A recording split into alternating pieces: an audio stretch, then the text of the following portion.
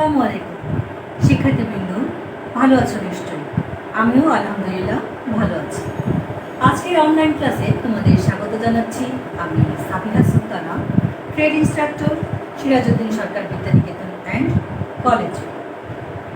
শিক্ষার্থীবৃন্দ, আজকে আমি নবম শ্রেণী ভোকেশনাল শাখার বাংলা এক বিষয় নিয়ে হাজির হয়েছি। বাংলা এক বিষয়ে আজকে আমি তোমাদের ব্যাকরণ নিয়ে আলোচনা করব। দ্বিতীয় অধ্যায়ের প্রথম পরিচ্ছেদ। আজকে আমি প্রথম পরিচ্ছেদের ধ্বনিতত্ত্ব নিয়ে আলোচনা করব। অর্থাৎ এর আগের ক্লাসে আমরা ব্যাকরণ নিয়ে আলোচনা করেছিলাম। সেই ব্যাকরণ পাঠের আলোচ্য বিষয় 4টি, সে সম্পর্কে জেনেছিলাম। 1 হচ্ছে ধ্বনিতত্ত্ব, 2 শব্দতত্ত্ব, 3 বাক্যতত্ত্ব এবং 4 অর্থতত্ত্ব। এই 4টার মধ্যে 1 নম্বর হচ্ছে ধ্বনিতত্ত্ব। আজকে আমার আলোচ্য বিষয় এই ধ্বনিতত্ত্ব।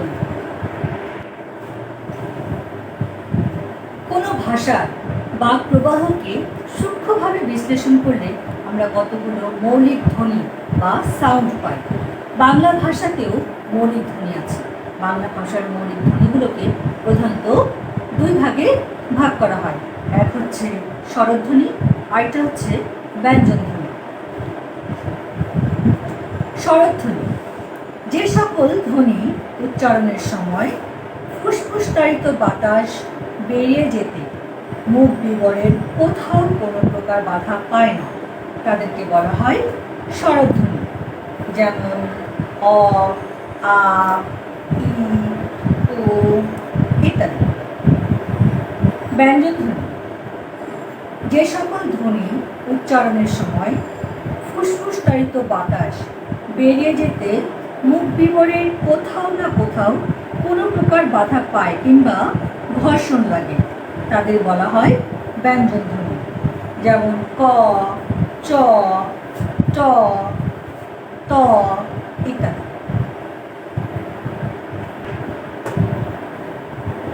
ধ্বনিকে লিখে বোঝাতে যে চিহ্ন ব্যবহার করা হয় তাকে বর্ণ বলে।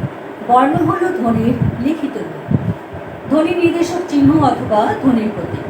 বর্ণ লিখিত ভাষার ক্ষুদ্রতম একক। কতগুলো বাক্যের সমষ্টি ভাষা, কতগুলো শব্দ, কতগুলো বাক্যের সমষ্টি ভাষা, কতগুলো শব্দ বা পদের সমষ্টি হচ্ছে বাক্য, আবার কতগুলো ধ্বনি বা বর্ণের সমষ্টি হলো শব্দ বা পদ।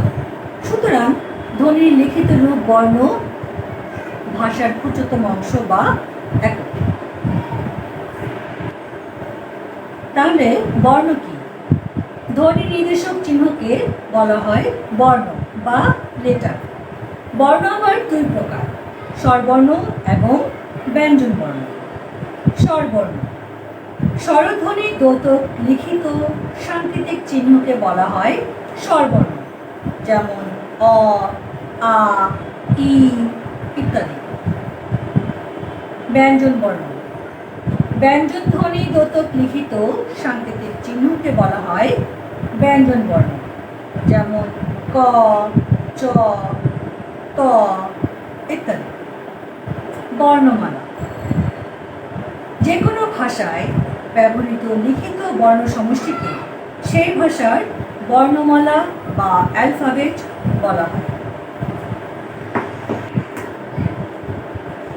ধ্বনি এবং বর্ণ সম্পর্কে তো আমরা জানলাম। তাহলে ধ্বনি আর বর্ণ পার্থক্য কি এটার মধ্যে? খুব বেশি পার্থক্য নয়, আবার পার্থক্য আছে। তাহলে দেখা যাক ধ্বনি ও বর্ণের পার্থক্যগুলো কি। ধ্বনি শব্দ অথবা ভাষার ক্ষুদ্রতম অংশকে ধ্বনি বলে, আর বর্ণ হচ্ছে যে চিহ্ন দ্বারা ভাষা লিখে প্রকাশ করা হয় তাকে বর্ণ বলে। তাহলে ধ্বনি ও বর্ণের পার্থক্য ছকের সাহায্যে দেখানো হলো। 1 বর্ণের উচ্চারিত রূপ হলো ধ্বনি, ধ্বনির লিখিত রূপ হলো বর্ণ। 2 ধ্বনি শ্রুতিগ্রাহ্য আর বর্ণ হচ্ছে দৃষ্টিগ্রাহ্য। 3 নম্বর ধ্বনি বিমূর্ত আর বর্ণ মূর্ত। উচ্চারণের স্থানভেদে ধ্বনিগুলোকে 5 ভাগে ভাগ করা হয়েছে। ব্যঞ্জন ধ্বনিগুলোকে 5 ভাগে ভাগ করা হয়েছে। 1. কণ্ঠ বা জিহ্বামূলীয়। 2. তালব্য বা অগ্রতালুজাত। 3. মূর্ধন্য বা পশ্চাৎ দন্তমূলীয়। 4. দন্ত বা অগ্র দন্তমূলীয় এবং ওষ্ঠ।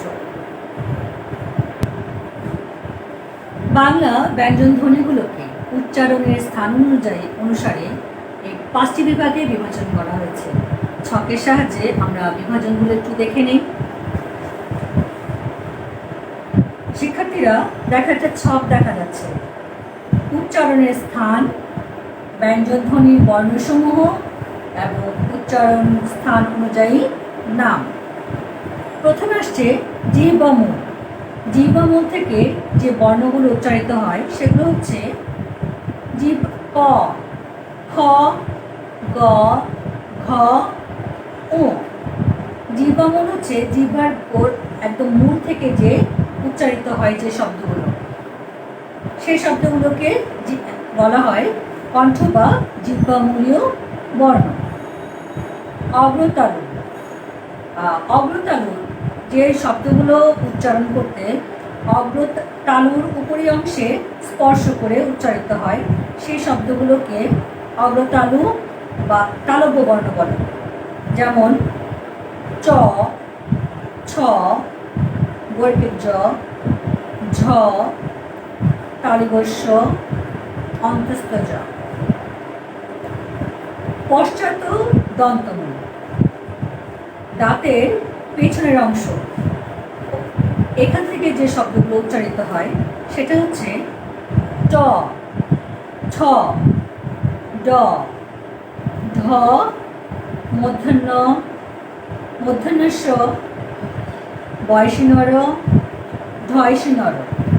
এই শব্দগুলোকে মূর্ধন্য বা পশ্চাৎ দন্তমূলীয় বর্ণ বলে। অগ্রদন্তমূল। দাঁতের গোড়া স্পর্শ করে যে সব ধ্বনিগুলো বর্ণগুলো উচ্চারিত হয় সেগুলোকে দন্তবর্ণ বলে। সে বর্ণগুলো হলো ত, থ, দ, ধ, দন্তন্য, ল, দন্তস্ব। সব শেষে আসছে ওষ্ঠ অর্থাৎ ঠোঁট। ঠোঁট স্পর্শ করে যে সব বর্ণগুলো উচ্চারিত হয় সেগুলোকে ওষ্ঠ বর্ণ বলে। আর সেই বর্ণগুলো হচ্ছে ক, খ, গ, ঘ, ম। তারপরে খণ্ডত্ব। খণ্ডত্বকে স্বতন্ত্র বর্ণ হিসেবে ধরা হয় না। এটি ত বর্ণের হস চিহ্নযুক্ত ত এর রূপভেদ মাত্র। অর্থাৎ এই খণ্ডত্ব বর্ণটি একা একা ব্যবহৃত হতে পারে না। এটা ত এর বর্ণের হস চিহ্নযুক্ত একটা রূপভেদ মাত্র, যেমন হঠাৎ। তো সেই কারণে এটাকে স্বতন্ত্র বর্ণ হিসেবে ধরা হয় না। তারপরে অনুস্বার, বিসর্গ এবং চন্দ্রবিন্দু। এই 3টি বর্ণ স্বাধীনভাবে স্বতন্ত্র বর্ণ হিসেবে ভাষায় ব্যবহৃত হয় না। এ বর্ণে তদিত ধ্বনি অন্য ধ্বনির সঙ্গে মিলিত হয়ে একত্রে উচ্চারিত হয়। তাই এই বর্ণগুলোকে বলা হয় পরাশ্রয়ী বর্ণ, অর্থাৎ অর্ণবর্ণের সাহায্যে তারা উচ্চারিত হয়, একা একা উচ্চারিত হতে পারে না। যেমন অনুস্বার, দুঃখ। এখানে সে একা একা উচ্চারিত হতে পারে না, উচ্চারিত হয় না, কিন্তু তারপরে এখানে এটা ব্যবহৃত হয়েছে। চন্দ্রবিন্দু দিয়ে চাঁদ, সে একা একা উচ্চারিত হতে পারে নাই, চয়ের উপরে বসে তারপরে উচ্চারিত হয়েছে। এবং এটা তারপরে